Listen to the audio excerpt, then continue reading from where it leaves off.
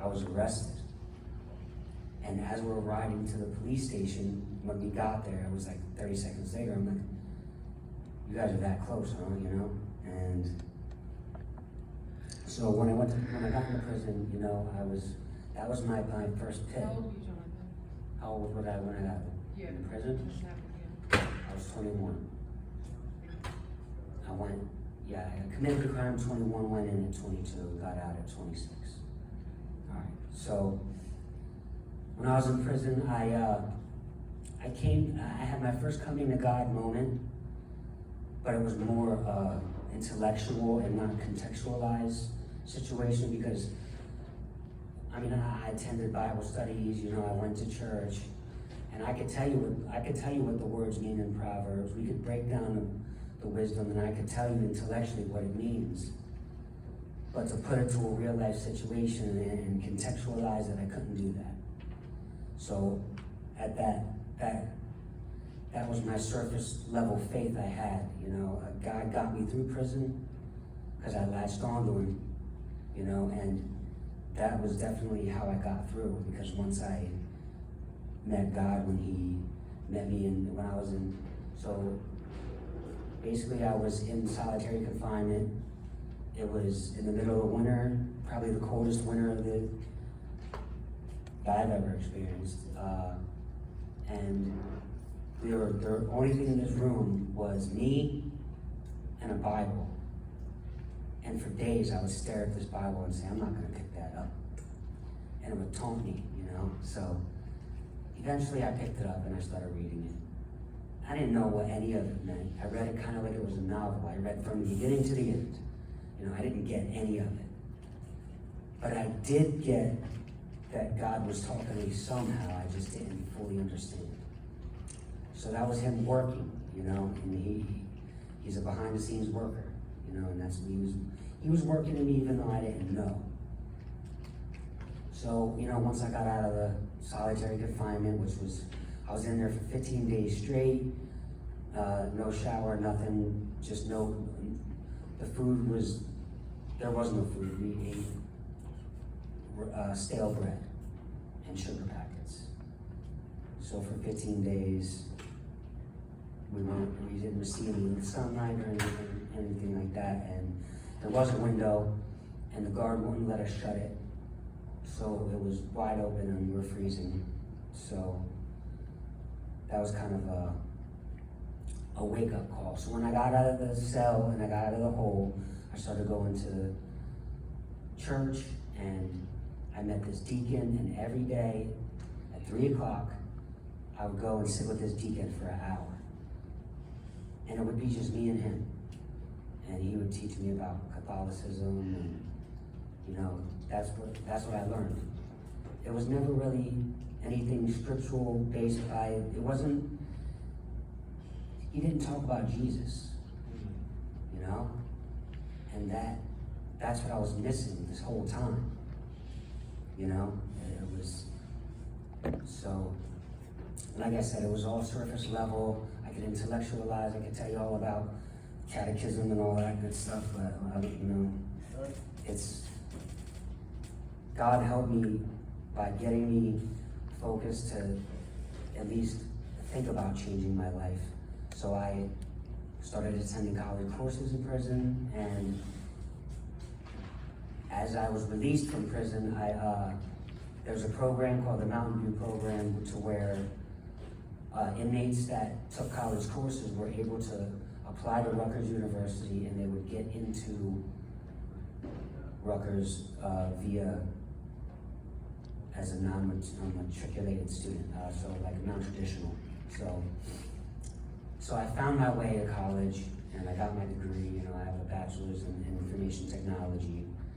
I'll have my master's hopefully by next summer, because I'm gonna start, well, not in the fall, because I'm gonna push that till spring, but I will finish my degree. But anyway, so God, he introduced me to this program. He got me, you know, he kept me clean for a while, even though I didn't recognize who was doing the work. I always thought it was me. I was full of myself. It was always just arrogant, and I did this. You know, I gave myself the credit. Never gave God the credit, because I didn't really know who he was. You know, Jesus is who he was, but I didn't know that. So there was that surface level, like I said. Like, I could intellectualize a proverb all day and then expound, and we could break it down. But to contextualize, it was beyond me. So anyway, let's fast forward. You know, I had a family life. I met Garrett's mother while I was going to Rutgers, and you know, I took care of Garrett since he's been 9 months old, and I'm always ever known, and I'm good with that, and he's good with that. So, you know, I did the family life. You know, I had my own home. You know, I would stand outside and admire my grass for hours, you know, and if you're a homeowner, you would know what that means. But my addiction caught up to me. You know, all those things, those underlying triggers that happened. You know, I got lonely, I got depressed. You know, I just wasn't fulfilled. You know, that void was, you know, is what I needed to fill the void, so I started smoking weed again, and it made me distant. And eventually me and her kind of just split ways, you know, after being together for over 8 years. You know, we split apart. And she was looking elsewhere for love, you know, also. You know, I was looking for love for substances, and she was looking at other human beings, you know. So she met her boyfriend that she was with, that she left me for. She cheated on me, but that doesn't matter, because I cheated on myself.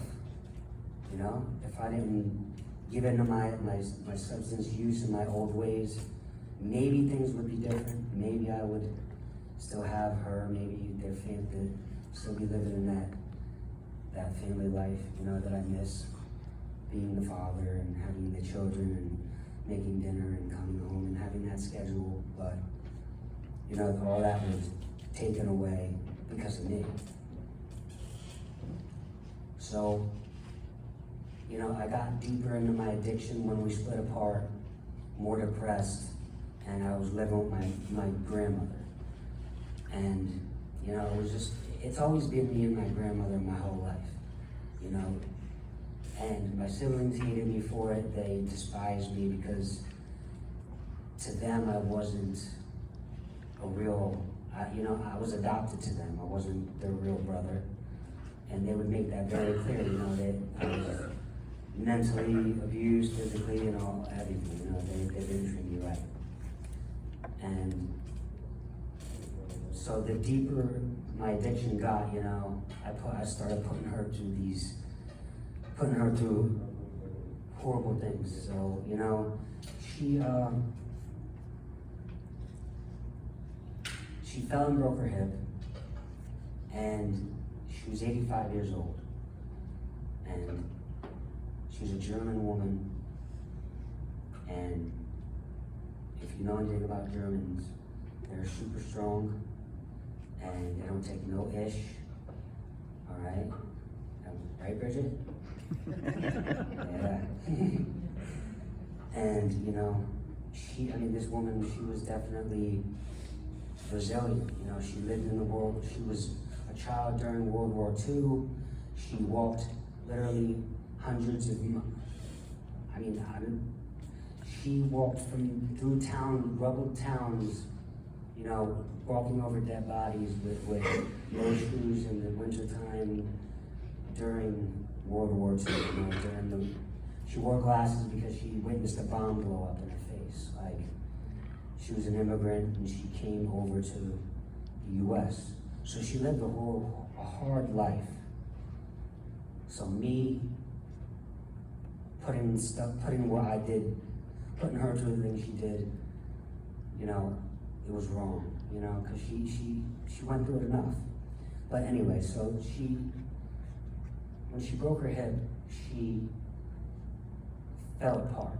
She had basically a routine, 6:30 in the morning every day for my whole life. She would wake up, make her coffee, and I would hear her banging on the glass, the teaspoon, ting, ting, ting. And I still hear this, I still hear it every morning at 6:30 in the morning. It's just ingrained in me. And she would go to work, and she would come home, and she would do it all over again, and do it every day. And once she broke her hip, she lost that. So it, you know, that's what, eventually being inactive, kind of her body broke down and she got sick. And nobody was around to take care of her. I was the one that took care of her. And, you know, it was almost as if I was being a hospice worker, you know, and it wasn't fun. And I was deep in my addiction. So at times, I'm more focused on getting myself to feel better so I can take care of her, you know, which, you know, is wrong, because I put my needs before hers and she was dying and I wasn't, you know. So that's what addiction does to you.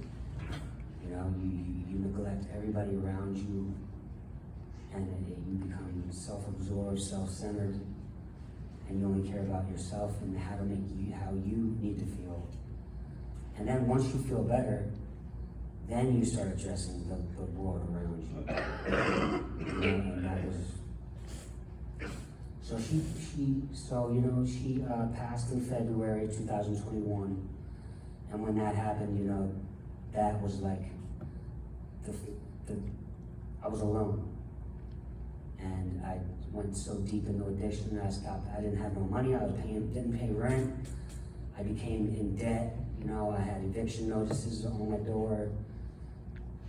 You know, money, my family members all thought it was my fault. She passed away. And that's a whole nother, I could talk for hours just about that situation. But, so, you know, just when I thought it wouldn't get any worse, and you know, she passes and I'm hiding in my apartment, you know, using drugs, trying to avoid all the problems that are around me, you know. I bump into my children's mother at the place where I used to get my drugs at. And that was a red flag for me, because I'm like, what is she doing here? So, you know, slowly but surely, you know, I kept catching her. She didn't see me, I'd see her, you know, making her little secret runs, and I started putting two and two together. So I found out she was using, and it was because her boyfriend was an ex-heroin addict. And he got back into it, and he introduced her to it, and then she got sucked in through him. And I knew it, but I never voiced it. She knew it, but never voiced it. And she never really addressed me about my drug issues because she had her own, which I didn't realize until I was clean that's why she never brought that conversation up. Like, hey, you know, why aren't you getting your shit together? I apologize, but that's just where it was. So, you know, her and her boyfriend, they went to a rehab. I had my children for a week or so, and they got clean. So the weekend of June 12th, they took my kids to Virginia, and I was left alone in my mess. And I had edema in the legs, you know, I have diabetes, lupus, anemia, and I was just, my sickness caught up to me, you know, I couldn't take it, like I couldn't walk, my legs were full of fluid, you know, I couldn't breathe, I was basically dying. So I called 911, and I got put in the hospital, and that was June 12th, and that's my sober date. So a month later, I'm in rehab, and not drug rehab, physical therapy rehab, because I had to learn how to walk again. On July 13th, I got a phone call from my kid's grandmother, and she said, so basically what happened was Laura passed away, and I didn't believe that, So the scenario was every morning, see, Laura was a creature of habit, so every morning she would get the kids ready, and by 8:30 they would be dropped off at their grandmother's. So one morning the kids woke up and they looked at the clock and it was 8:30. So Colton, he got out of bed, went to look for his mother, and he found her, but he didn't expect to find what he found, and it was her lying on the floor in the kitchen, and she passed, she overdosed.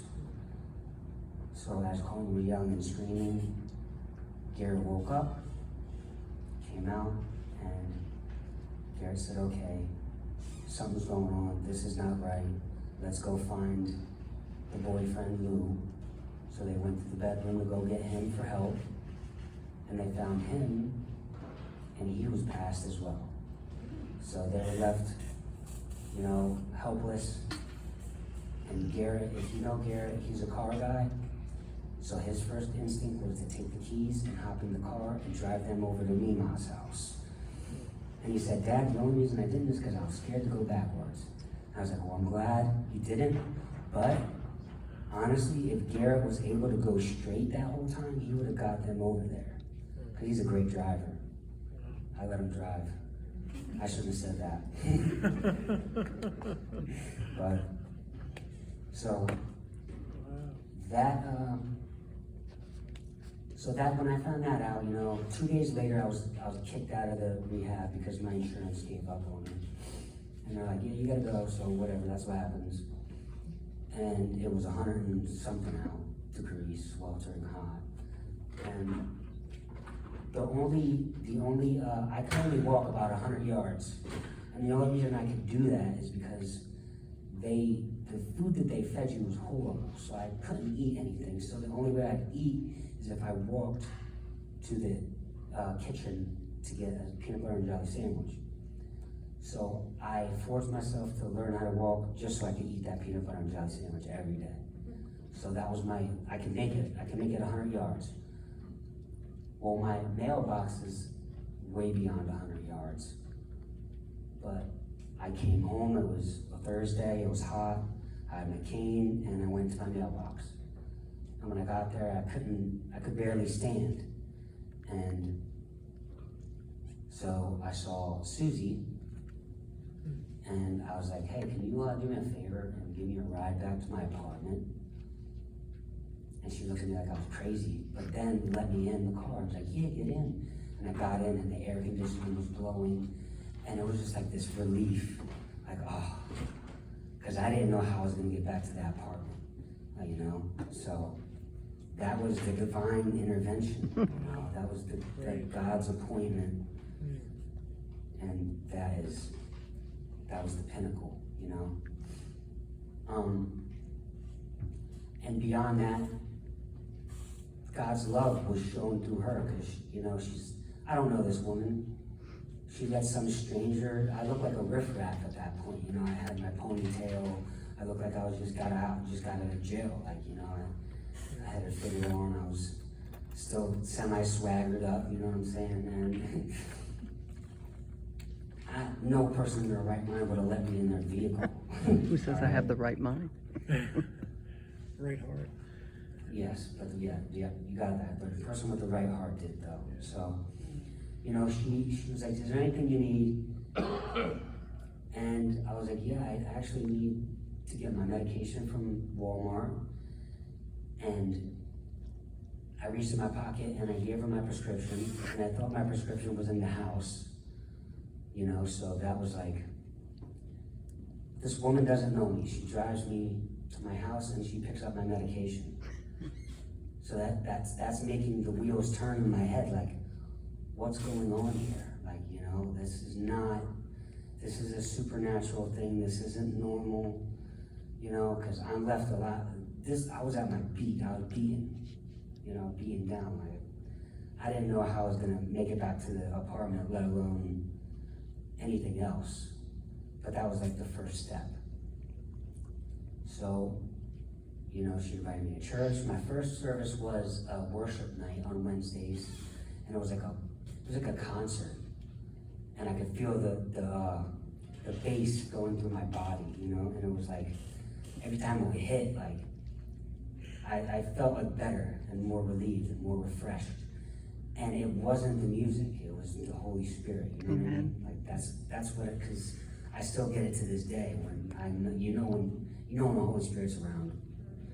You definitely do, and it was definitely there. It was definitely activated. It was moving, and then after that, we went to church on Sunday, and I fell in love with it. You know, and she's like, "What do you think?" And I told Pastor Ruben, and my first words to Pastor Ruben was, I was like, "You guys got a bunk here? I can just sleep here. I'm not even gonna move out. Can I move in?" Because that's how much I fell in love with the fountain and just everybody, the atmosphere, and Pastor Russ, and everyone was just inviting. So, July 23rd was the first time I went to Overcomers, and I haven't missed a meeting since. The only reason I did miss a meeting is because I had COVID. Other than that, I've been in this, not this room, but in this building every Friday. And I've missed church many times. I've never missed an Overcomers meeting. You know, and it's the people, it's God. It's definitely God. That's why we're here. That's why I'm here telling you the stories, because of him. So here's when everything, like, this is when God moves and I recognized it. So I started listing my blessings and positive occurrences, all because of God. I created a Google document and I just kept adding blessing upon blessing. Each blessing unlocked a new blessing, and this blessing unlocked another blessing. And it was to the point where so many things were coming at me, I was overwhelmed. But overwhelmed in a good way. Overwhelmed with the love of God and knowing that Jesus loved me, you know? Like, he could have picked anybody, but he chose me. Amen. So some of the things, well, not some of the things, I have a lot of the things. There's some things I don't have on here, but just to give you a brief overview. So my neighbors, all right, they're a Hispanic family, they're Christians as well. Father Ralph, his youngest is Ralphie, his oldest is Brian, and I forget his wife's name. Lord forgive me. So they, I had this Buick, and it was run down to the ground. It had literally nothing, no heat, no air. Windows didn't work. The hood was damaged, one headlight. Basically, whenever I pulled out of a parking spot, I got pulled over by the police. And that's no lie, I have the documents to show you. I'm actually on probation now because of that car. So, anyway, so Ralph and his son, you know, I went to the emergency room that weekend because I freaked myself out, and I called 911 because I couldn't breathe. So I went to the hospital, and as I was walking to the ambulance, Brian, the oldest, was like, "Hey, you wanted my dad to look at your car?" So I tossed him the keys. And I wasn't thinking about it, and when I came home, you know, he gave me the keys back. And he was like, "Yeah, so you had a radiator leak. We fixed that. Gave you an oil change. We did your brakes. We fixed your,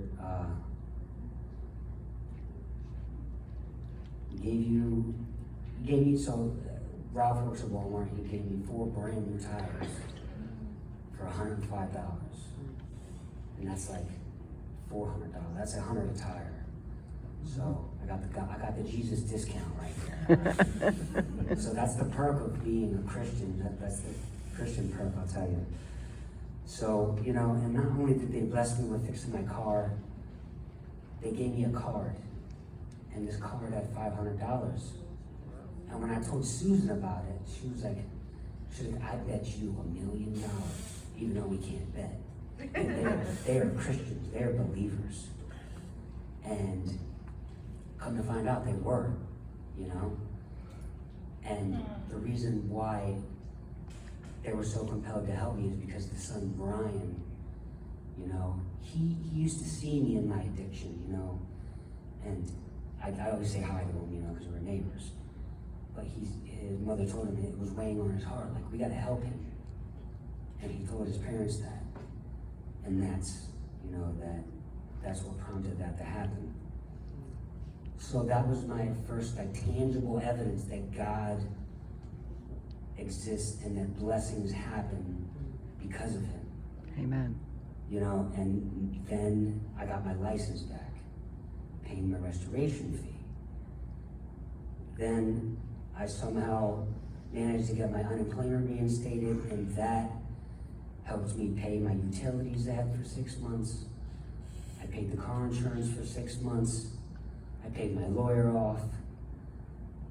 And let me tell you, paying your lawyer off is a great feeling, all right, if you have legal troubles. And then I found out I had rental assistance qualified. And Praise I was God. literally negative $4,950 behind on rent. 4 months behind, or almost 5. And then when I looked at my account, see, I didn't know that I qualified. The way I knew I qualified is when I went to go pay the bill, I seen that it said negative. And when there's a negative, that means there's a credit. So I was credited that 49. I was like, how did I even get $5,000 paid in my rent? My rent was paid for darn near 6 months. And then it still kept getting paid after that, which I didn't add. I kept getting little help because of the COVID relief. So that was a blessing also. And so I started a drug treatment program after I got introduced to the fountain and everything. I started drug treatment around August, and September 5th, I was baptized. And that was like, if you've ever been baptized, it meant everything. And it still means everything. Because it was like a renewal, you know? If you've ever heard of Pastor Russ's talk about the hope for a tree. You know, the tree, you see a tree stump lying on the ground and it's dead and it's beaten and you're like, there's no hope for that tree. But the word is the water. And then if the word hits just a little root that's buried deep in the ground, it starts rejuvenating and bearing fruit, and then the tree comes to life. And that's me, I'm that tree, you know, there's hope for a tree. So every time I see Pastor Russ, I always say, there's hope for a tree, right? And he's like, yep, for sure, Johnny. He always said, you know, so that was, you know, the drug treatment was a blessing. Being baptized was the ultimate blessing, obviously. You know, you can't get no blessed than that. I got a cat. Thank you, Gillian, for the cat. The cat was named Shadow, but I call her Mew Mew because it's just cute. Right? So my road to recovery, you know, it was faith-filled. And, you know, I did NA, I went to Narcotics Anonymous, I went to Alcoholics Anonymous, and I went to those meetings, and the one thing I couldn't grasp was they put their faith in the program. They never gave the credit where it was due. To Jesus. And that's Jesus, that's God. God's the one that reformed you. He's the one that delivered you. You didn't do it. And they didn't make you clean, you know, and they didn't keep you clean. God did this. You know, God turned water to wine. So if he could turn a cell down to the basic molecular structure and completely rechange the composite, like, how do you think cancer patients are healed completely? Like, it's real life. Like, it's not. And that's that intellectual versus contextual, you know. I get it now. I can understand and read the word and see how it applies in my life. And that's it, you know what I mean? So the next blessing was me getting accepted into a internship for Audible. And, you know, I fumbled that interview. I was late. I fell asleep and woke up and missed it. You know, and they called me and they said, what happened? I was like, look, I fell asleep. And I was like, I'm not getting this job. I'm not getting this internship. I already blew it. And I ended up meeting with my future manager, and all the signs pointed that she was a believer. You know, like just the things in the background of her room, you know. And I took a shot in the dark, and at the end of the interview, I was like, so are you a believer? And she was like, praise be to he, you know, that's amazing.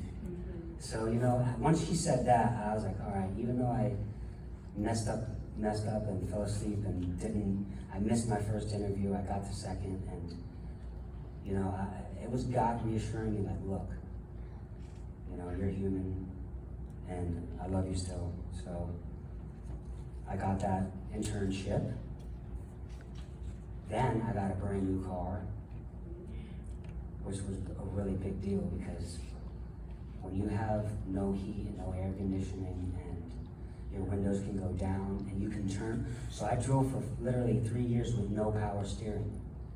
So when you could turn your car wheel, it was amazing. So that was just even if I just had power steering, I would have been happy, to be honest.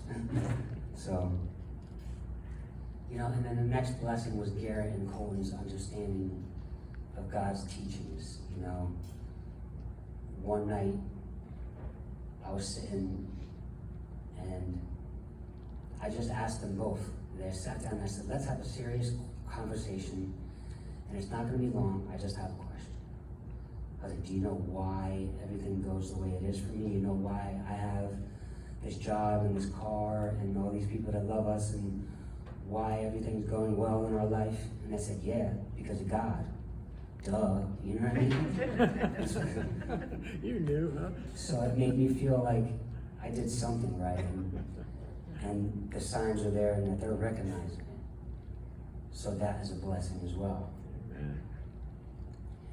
And then, you know, I had the interview to get hired full-time for Audible, and the same thing happened again. I fell asleep. I missed the interview, and they gave me another chance, and I nailed it, and I got the job.